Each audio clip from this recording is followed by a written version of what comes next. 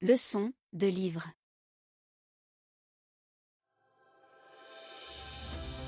La chèvre de ma mère. Cette leçon simple à retenir.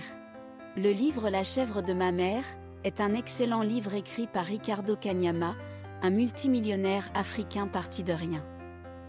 Dans cette vidéo, vous apprendrez cette précieuse leçon tirée de ce best-seller africain, La chèvre de ma mère.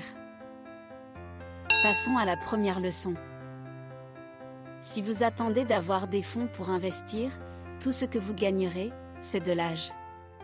À celui qui a, on ajoutera, à celui qui n'a pas, on retranchera le peu qu'il devrait avoir. C'est triste mais vrai. Si vous n'avez rien, aucune banque et aucune personne ne vous fournira les fonds que vous espérez. Plus vous aurez de l'argent, plus vous aurez de chances d'en obtenir.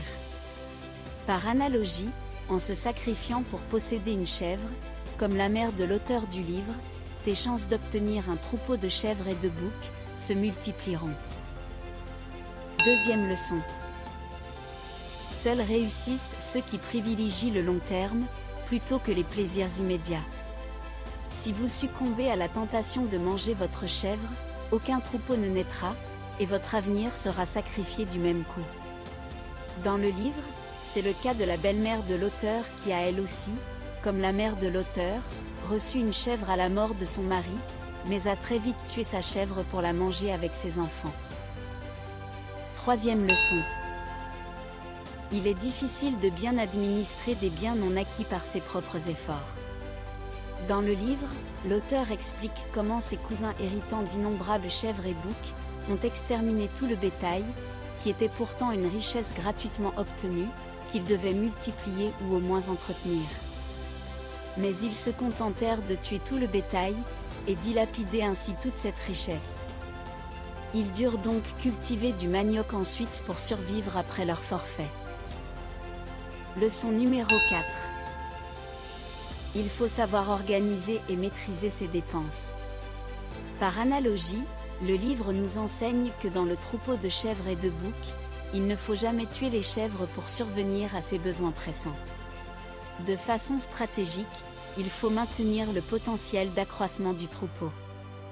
S'il faut obligatoirement en tuer, on tuera uniquement les boucs puisqu'ils ne peuvent donner naissance. C'est pareil pour les dépenses, il faut y instaurer une discipline, les séparer en plusieurs catégories et par priorité. Avant de passer à la prochaine leçon, prenez juste une seconde pour vous abonner à la chaîne Éco de Vie et appuyer sur le bouton j'aime. Merci. Cinquième leçon. La compétence est plus importante que le diplôme. La mère de l'auteur du livre, sans être allée à l'école, avait réussi intelligemment à transformer une chèvre en un troupeau qui a servi à financer ses études. Mais une fois son diplôme obtenu, l'auteur lui-même n'arrivait pas à se faire de l'argent et devenait de plus en plus misérable. Et ce, jusqu'à développer la compétence et le savoir qui conduisent à la liberté financière. Sixième leçon. Si l'argent ne fait pas forcément le bonheur, la pauvreté quant à elle, rend malheureux. On ne peut pas devenir riche en pensant au fond de soi que l'argent est l'œuvre du diable et est sale. En ayant cela gravé dans l'esprit, beaucoup de personnes limitent inconsciemment la manifestation de la richesse dans leur vie. Il faut se persuader soi-même du bien qui existe dans la liberté financière. Et pour finir, voici la 7e précieuse leçon.